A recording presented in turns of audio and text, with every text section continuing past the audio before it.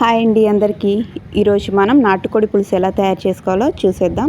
First అయితే మనం stove on చేసుకొని ఒక బాండి పెట్టేసుకుందామండి. దీంట్లో కొంచెం మనం సరిపడినంత ఆయిల్ వేసుకోవాలి. నేను ఒక 4 స్పూన్స్ ఆయిల్ అయితే వేస్తున్నాను. ఎందుకంటే మనం నాన్ వెజ్ ఐటమ్స్ కొంచెం ఎక్కువ ఆయిల్ పడుతుంది కాబట్టి కొంచెం ఎక్కువ ఆయిల్ వేసాను. ఇప్పుడు ఒక 3-4 పచ్చిమిర్చి కట్ చేసుకొని ఆయిల్లో వేసేసుకోవాలండి. కొంచెం ఆయిల్ వేడెక్కిన తర్వాత మనం ఒక 3 ఆనియన్స్ కట్ చేసి వేసుకోవాలి. కొంచెం ఎక్కువ ఆనియన్స్ కొంచెం ఎక్కువ వేసుకుంటే ఏంటంటే మనకి గ్రేవీ కొంచెం ఎక్కువగా వస్తుందండి. ఇప్పుడు ఈ పచ్చిమిర్చి ఆనియన్స్ అంతా కొంచెం గోల్డెన్ కలర్ వచ్చేంత వరకు మనం నీట్గా వేయించుకోవాలి. వేయించుకున్న తర్వాత దీంట్లో కొంచెం మనం ఒక 2 స్పూన్స్ అల్లం వెల్లుల్లి పేస్ట్ యాడ్ చేసుకోవాలి. ఈ పేస్ట్ ఏదైతే ఉందో అది మనం ఇంట్లో ఫ్రెష్గా అప్పటికప్పుడు తయారు చేసుకొని కర్రీలో వేసుకుంటే మంచి టేస్ట్ వస్తుందండి. అలాగే మంచి స్మెల్ కూడా వస్తుంది.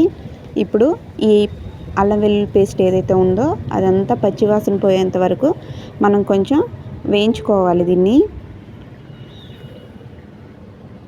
వేయించేసుకున్న తర్వాత దీంట్లో ఒక 3 or 4 స్పూన్స్ కారం యాడ్ చేసుకుంటున్నాను. మీరు కొంచెం తక్కువ కారం తింటే కొంచెం తక్కువ వేసుకోండి. దీంట్లో ఒక 1/2 స్పూన్ మనం పసుపు వేసుకుందాం. ఇప్పుడు కొంచెం సాల్ట్ కూడా యాడ్ చేసుకుందామండి. సరిపడినంత సాల్ట్ వేసుకోవాలి. వేసుకొని దీన్ని చక్కగా కలిపేసుకుందాం. మనం ఉప్పు కారం పసుపు ఏదైతే ఉందో అదంతా ఈ అల్లం పేస్ట్కి కలిసే విధంగా కలుపుకోవాలి. కలుపుకున్న తర్వాత దీంట్లో నేను ఒక 2 టమాటోస్ వేస్తున్నానండి. టమాటోస్ యాడ్ చేయడం వల్ల ఏంటంటే మనకి కొంచెం గ్రేవీ ఎక్కువగా వస్తుంది, అలాగే టేస్ట్ కూడా పెరుగుతుంది.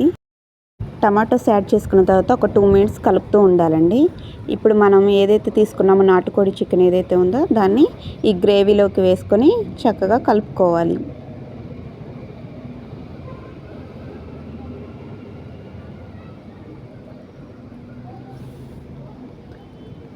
మొత్తం మసాలా అంతా ఈ నాటుకోడి చికెన్కి పట్టే విధంగా నీట్గా కలిపేసుకోవాలండి. నేను దీంట్లో మెన్షన్ చేయడం మర్చిపోయానండి. 1 గ్లాస్ వాటర్ కూడా వేసుకోవాలి. మొత్తం కలిపిన తర్వాత 1 గ్లాస్ వాటర్ యాడ్ చేసుకొని మనం మూత పెట్టేసుకొని ఒక 10 మినిట్స్ హై ఫ్లేమ్లో పెట్టి ఉడకనివ్వాలండి. ఇప్పుడు మనం చూద్దాం ఎంతవరకు అయిందో. చూడండి, చాలా బాగా కుక్ అవుతుంది కదా. ఇలా కొంచెం ఆయిల్ అంతా పైకి వచ్చేంత వరకు చేసుకొని మనకు కొంచెం పులుసులా కావాలనుకుంటే మాత్రం ఇలా ఉన్నప్పుడే కొంచెం గరం మసాలా పొడి యాడ్ చేసుకోవాలండి. నేనైతే ఇంట్లో తయారు చేసింది వేసాను. మీరు చికెన్ మసాలా అయినా వేసుకోవచ్చు. ఇప్పుడు దీంట్లో కొంచెం మనం పుదీనా యాడ్ చేసుకుందాం. తర్వాత కొత్తిమీర కూడా యాడ్ చేసుకొని ఇప్పుడు ఒక 2 మినిట్స్ హై ఫ్లేమ్లో పెట్టి ఉడికించుకోవాలండి. ఇలా అయితే సరిపోతుంది నాటుకోడి పులుసు.